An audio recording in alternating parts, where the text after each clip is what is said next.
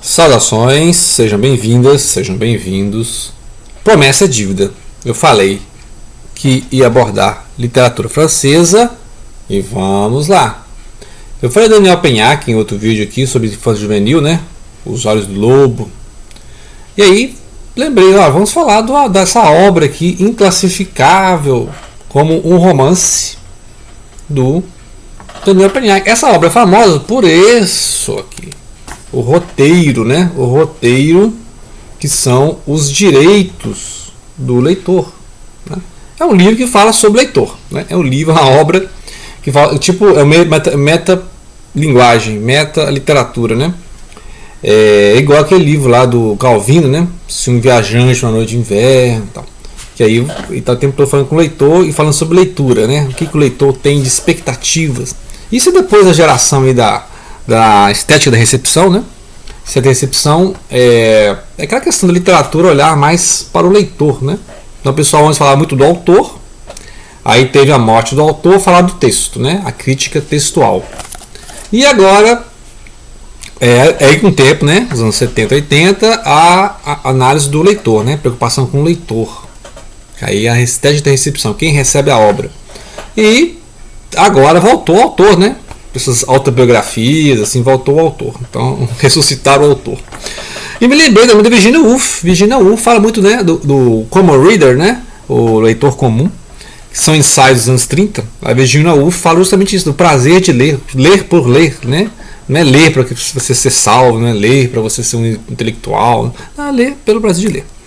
Então, o direito de imprescritíveis do leitor, o direito de não ler, o direito de pular páginas, o direito de não terminar um livro. Não, quantos livros eu não terminei? Vou fazer uma lista dos livros que eu não terminei. O direito de reler, e essa lista do reler é menor, né? Então tem livro que você lê, tem livro que você relê, tem livro que você nem lê, né? Você desiste. O direito de ler qualquer coisa, eu leio qualquer coisa. O direito ao bovarismo, lembra da Madame Bovary, né? Bovarismo, ou quixotismo, né? É doença textualmente transmissível. O direito de ler em qualquer lugar. O direito de ler uma frase aqui e outra ali, né? Você dá uma folheada no livro, vou ler esse capítulo aqui, né? Poesia você faz isso, poesia você vai lendo, sorteando, né? O direito de ler em voz alta, o direito de calar. Então tá aqui, ó, os mandamentos aqui, ó, direitos do leitor. Então essa obra é um romance, parece, né? Parece uma narrativa. Essa tradução aqui é da Leni Werneck, né? Então ou Leni Werneck, né? Leni é um nome ambíguo, né? Tá, Leni Werneck, tá, tradução. Nascimento do alquimista, é preciso ler, dar a ler o que lemos quando lemos, né? Então parece um romance, né? Porque basicamente é um narrador falando sobre como as jovens são iniciadas em literatura. Então ele tem uma criança, né? Ele vai ler para a criança na hora de dormir, vai ler lá as fábulas, a criança gosta da voz, né, do pai e da mãe lendo esses textos. E aí ele vai mostrando que depois a criança, no jovem, vai desinteressando. Será que é culpa da televisão? Será que é culpa do videogame? Será que é culpa da escola? Então eu sempre tive dificuldade assim, com literatura na escola, né? Nunca tive bons professores de literatura, né? Gosto de literatura porque é karma mesmo, né? Karma pesado. Mas eu tive professores medianos de literatura e de português, né? Eu fui na faculdade, depois eu vi por quê. Por que são pé? Tive bons professores de história, excelentes professores de história, excelentes professores de geografia, né? Essa parte humanas assim, então me salvaram um pouco. Por causa da história, eu interessei em romances históricos e tal, etc. Mas aqui ele vai falando da questão de como é que a escola ajuda e atrapalha o leitor. Então, por exemplo, chega lá um professor, como aconteceu comigo, né? Leia o Dom Casmurro que você tem uma prova daqui a 2 semanas. Então você tem 14 dias para ler o Dom Casmurro. Menino de 16, 17 anos, imagina, né? 16, 17 anos, leia Dom Casmurro. É claro que eu não entendi nada, né? Li em 14 dias ali. E aí? O que é isso? O que é Rio de Janeiro? O que é Dom Casmurro? Então, eu só fui entender Dom Casmurro na 3ª leitura. Eu tinha mais de 20 anos, entendeu? Então, não é uma coisa assim para jovem. O Dom Casmurro não é para jovem. Dom Casmurro é um cara já maduro, né? Então, eu acho bom introduzir o Machado de Assis no sentido de o alienista, né? Não obrigar, mas o alienista, os contos, papéis avulsos, né? Então depois você coloca os romances lá, né? Vai obrigar o menino a ler Dom Casmurro para fazer prova? Vai obrigar o menino a ler Grande Sertão Veredas para fazer prova? Grande Sertão Veredas, a terceira tentativa de ler, eu consegui ler o livro. Então não é, faça aí uma prova sobre o Grande Sertão Veredas. Entendeu? Então ele está criticando isso aqui. É interessante, aqui ele faz toda uma. Né, tem uns capítulos assim curtíssimos, né, cara? Capítulo 5, que pedagogos éramos quando não tínhamos a preocupação da pedagogia. Né, então vai ensinando a literatura naturalmente para as crianças, lendo, né, as fábulas. O livro é um objeto contundente, um bloco de eternidade. É a materialização do tédio, o livro. Em seu livro, Pensamentos, Pascoal nos diz. Então a criança tromba com a santidade do livro, tem que ler o livro, né? E deixa de ter aquele prazer da leitura, né? Aí ele fala, sabe que o problema é a televisão, é o videogame, é o excesso de diversão, o entretenimento, né? E aqui ele vai fazendo vários intertextos, né? Várias textos que falam de textos, né? Então a culpa é da TV, ele fala, a culpa é da TV, o século XX demasiado visual, o século XIX descritivo, e por que não o XVIII racional demais, o XVII clássico demais, o XVI renascença demais, Pushkin demasiado russo e Sófocles demasiado morto, como se as relações entre o homem e o livro tivessem necessidade de séculos para se espaçar. Então são considerações sobre o fazer literatura, principalmente sobre a recepção da literatura, né? Ou seja, como as crianças são ensinadas a ler, né? O que elas vão ler, tem que ler aquilo lá que está no cânone, tem que ler aquilo que o professor mandou ler, né? Então, assim, ele é um pouco narrativo, mas não tem uma história, não tem um personagem assim, né? Não tem um enredo. Então, é como um romance, mas na verdade são divagações, pensamentos, considerações sobre a leitura, né? Então é difícil classificar o que é isso aqui, né? Não é um texto, é quase ensaio, mas não é um texto ensaístico, acadêmico, não é um livro técnico, mas não são contos, não é romance mesmo. Então tem coisas que não são classificadas, não tem gavetinha para guardar o livro, né? Mas interessante esses pensamentos dele sobre como o professor impõe a leitura, péssimo isso, né? Péssimo, o professor ficar impondo a leitura, fazer fichamento, etc. Né? Agora, pode ser que o professor leia trechos do livro, os alunos introduzam, né? Passa um vídeo sobre a época, quero um livro sobre o século XIX, passa um filme sobre o século XIX, né? E aí dá uma ambiência, né? Um ambiente onde aconteceu a história. Aí você pode colocar um Charles Dickens lá, coloca o Oliver Twist para o pessoal ler, né? Uma adaptação do Júlio Verne, né? Então, Júlio Verne. E tem vários autores que ele vai falando que é preciso ler, sabe que é preciso ler? Obrigar o menino a ler? Então, ou seja, se obrigar o menino a ler, vai morrer de tédio, né? Imagina ter que ler um livro de 300 páginas para fazer. É preciso ler.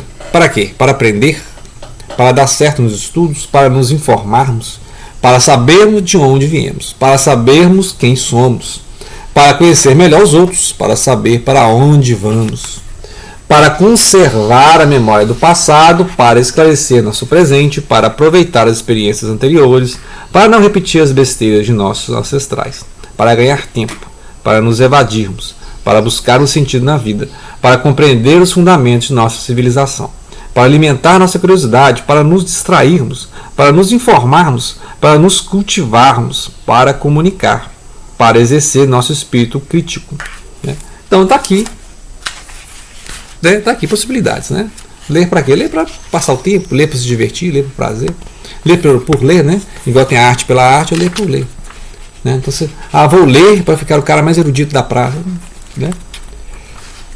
Ler porque é interessante ler, você conhece outras vidas, né? Conhece outras visões de mundo, outras perspectivas. Eu não viverei várias vidas, não morarei em vários países, mas lendo eu posso conhecer vários lugares, né? Aí vai citando Kafka, vai citando Dostoiévski, Valéry, o Pascoal, né, que a gente já viu aqui, Walter Benjamin, né? É difícil ensinar as belas letras quando a leitura requer a tal ponto recolhimento e silêncio. Então, por exemplo, a questão da literatura na faculdade, né? Tinha que ter literatura nas belas artes, né? Também, porque aí a literatura não é só a ciência, igual os alemães falam, né? Literaturwissenschaft, né? Que é a ciência da literatura. Que aí transforma a literatura na coisa de crítico, né? Sim, mas só que é oficina de redação, né? As aulas de redação não poucas, só sexta-feira, por exemplo, que eu tinha lá escrita mesmo, né? Então, e alguns poetas, alguns escritores fazem essas oficinas de redação. Tem mais que vai lá, Kafka, tá? Sempre tem que falar do Kafka, né? Folheando aqui o livremente, ó. Ele nos dava uma hora de curso por semana. Esta hora se parecia com sua mochila, uma mudança. Quando nos deixou no fim do ano, fiz as contas. Shakespeare, Proust, Kafka, Vialat, Strindberg, Kierkegaard, Molière, Beckett, Marivaux, Valéry, Huysmans, Rilke, Bataille, Gracq, Hardelais, Cervantes, Lacroix, Cioran, Chekhov, Henry Thomas, Butor. Cito-os na desordem e esqueço outros tantos. Em 10 anos eu não havia conhecido um décimo. Ele nos falava de tudo, nos lia tudo, porque não supunha que tivéssemos uma biblioteca na cabeça. Então é aquele professor que vai ler nos textos, né, junto com os alunos, e aí vai levar aquele monte de livros que ninguém nunca viu falar. Eu tinha um professor assim de história, né, que falava de coisas históricas que a gente nunca imaginava. Só que ele passava um vídeo antes, um filme antes, depois... Revolução Industrial. Aí passava aquele filme lá do Carlito, do Charles Chaplin, né? O Tempos Modernos. Aí a partir disso, o que é produção, o que é produção em série, o que é Fordismo, o que é Taylorismo, o que é Toyotismo, né? Essas coisas. Aí explicava a Revolução Industrial. A primeira Revolução Industrial, a segunda Revolução Industrial, a terceira Revolução Industrial, o neoliberalismo, etc. Né? Mas a partir de um filme, a partir de uma ideia central, que é o homem trabalhando, né? Então aquela ideia do Charles Chaplin lá com as engrenagens e tal. E aí você faz a abstração para o termo, né? E não chegar com a teoria pronta e jogar na sua mesa, né? E aqui ele vai falando vários, né? Faz referência a vários livros, a Madame Bovary, claro, né? Vai falar da Princesa de Cleves, a Madame Lafayette, vai falar do Dédalus, do James Joyce, vai falar do Kafka, vai falar dos Svevo, de Consciência de Zeno, né? Vai falar do Primo Basilas de Queiroz, Os Três Mosqueteiros, do Alexandre Dumas, A Fantástica Fábrica de Chocolate, do Roald Dahl, né? Então aí vai dar as dicas aqui, ó, né? Então a culpa é de quem, né? A culpa é de quem? Porque antes as crianças gostavam de ler, achavam maravilhoso, tinham prazer em ler, ouvir, né? E de repente as crianças começam a ficar resistentes, né? Então é uma culpa do professor? Ou é a culpa da vida moderna? É uma culpa da rede social, né? Então ele vai discutindo essas questões. Esse livro aqui é dos anos 90, nem tinha ainda. Não tinha o Facebook ainda, né? Não tinha o Instagram. 90, anos 90. Né? Fala aqui da Sociedade dos Poetas Mortos, né? Que muita gente chegou à poesia pela Sociedade dos Poetas Mortos. Eu, por exemplo, conheci o Whitman, né? A primeira vez que falar de Whitman foi lá no Carpe Diem, Aproveita o Dia, né? Lá no Yeats, né? O Keats também. John Keats. Então aqui vai falar, aí fala do Patrick Suskind, do Perfume, que fez o maior sucesso na época, né? O romance sinestésico, fala de cheiros, tal. E aí vai indo, aí ele vai discutindo depois o mandamento dele aqui, né? Cada trecho discutindo. Aqui é impossível falar de todos os livros que ele faz referência aqui, né? E aí ele repete novamente, né? O que lemos e quando lemos, o direito de não ler, né? Não quero ler. O direito de pular a página, mas não gostei desse capítulo, você pula a página, né? Direito de não terminar um livro, se você não gostou do livro, deixa o livro, você é obrigado a ler o livro. Não, eu não gostei do livro, não gostei do autor, não gostei né? Quantos livros eu deixei, cara? Desinteressei. Direito de reler, isso é mais importante, né? Os livros que têm que ser relidos, né? O direito de ler qualquer coisa, você pode ler romance, poesia, novela, teatro, né? Roteiro de cinema, bula de remédio, direito ao bovarismo, que é essa ideia de fantasiar com as literaturas, né? Você lê um autor, fica imaginando, capa-espada, né? Você lê lá Os Três Mosqueteiros, começa a imaginar um mosqueteiro e tal. Direito de ler em qualquer lugar, pode ler no metrô, no ônibus, na privada, onde você quiser. Direito de ler uma frase aqui, né? Você pode bem folhear um livro, eu faço, você pega o livro, essa frase é legal, essa frase é legal, né? Direito de ler em voz alta, ler poesia, Whitman, Fernando Pessoa em voz alta, é sensacional, né?